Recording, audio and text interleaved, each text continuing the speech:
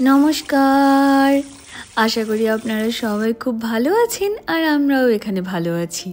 আমাদের নতুন আরেকটি ব্লগে আপনাদের সকলকে স্বাগত জানাই। আজ মঙ্গলবার আর বেলা এখন ওই প্রায় 1:45 মতো বাজে।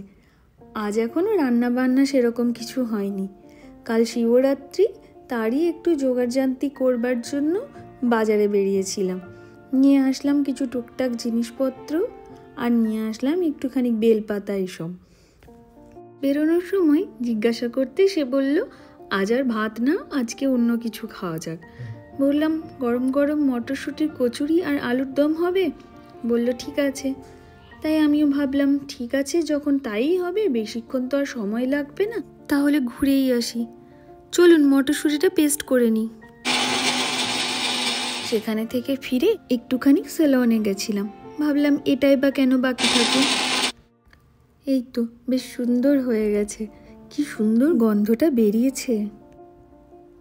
এবার একটু সর্ষের তেলের মধ্যে হিং আর কালো জিরে ফোড়ন দিয়ে, চলুন স্বাদ মতো নুন মিষ্টি দিয়ে কড়াইশুঁটি বাটাটা কড়াইয়ের মধ্যে দিয়ে চলুন ওদিকে গিয়ে বাকি সবজিপাতিগুলোকে একটুখানি কেটে নিই।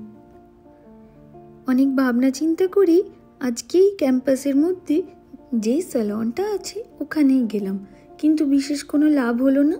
সেই একই রকম ভিড়, তবে আজকে একটুখানি কম, কিন্তু বেশ সময় লেগে গেল।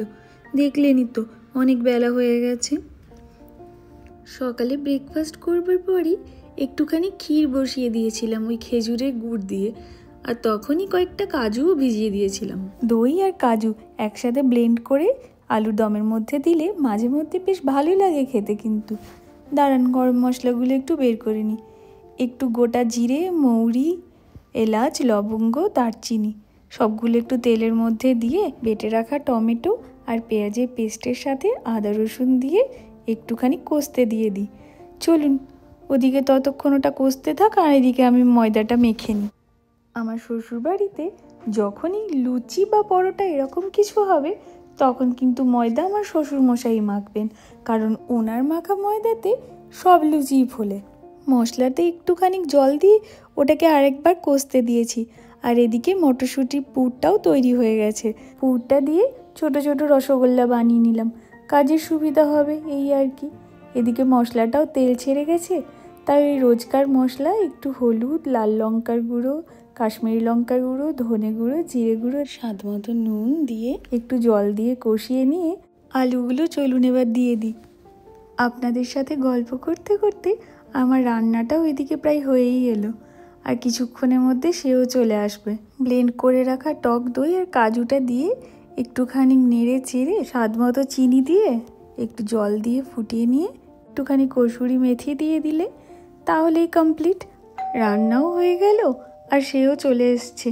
এবার শুধু কচুরিগুলো ভাজার অপেক্ষা। মনের মতন আলুর দম দেখে আর থাকতে না পেরে ফিনিশিং টাচ দেওয়ার জন্য সে নিজেই প্রস্তুত। কসুরি মেথিটা দেওয়ার পরে আলুর দমটা থেকে এত সুন্দর গন্ধ বেরিয়েছে যে আমি আর কচুরিগুলো ভাজার পর্যন্ত অপেক্ষা করতে পারছি না। তাই তাড়াতাড়ি চলুন কচুরিগুলোকে ভেজে নিই, দিয়ে ওকেও খেতে দিয়ে দিই আর আমিও বসে যাই। কি গো, খেয়ে বলো তো কেমন হয়েছে? দারুণ হয়েছে। খাওয়া দাওয়া হয়ে গেছে, একটুখানি বেরিয়েছি। কর্তার প্রাণপ্রিয় উকুলেলের শরীর খারাপ, মানে তার ওই তারগুলি একটুখানি বদলাতে হবে, তাই একটু বেরিয়েছি। ভাবলাম সাথে করে আপনাদেরও নিয়ে যাই। ওনার স্টোরের ভিতরে আসতেই এই হ্যান্ড পেন্টেড উকুলেলেটি দেখেই ওনার খুব পছন্দ হয়েছে, আর উনি ভীষণ যত্নভাবে কাজও করছিলেন। তাই ওনাকে আর ডিস্টার্ব না করে চলুন আপনাদেরকে একটু ওনার স্টোরটা একটু ঘুরে দেখাই।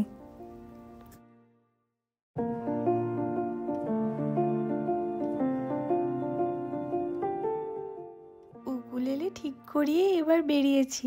আজকের ব্লগটি তাহলে এখানেই শেষ করলাম। দেখা হবে অন্য একটি ব্লগে।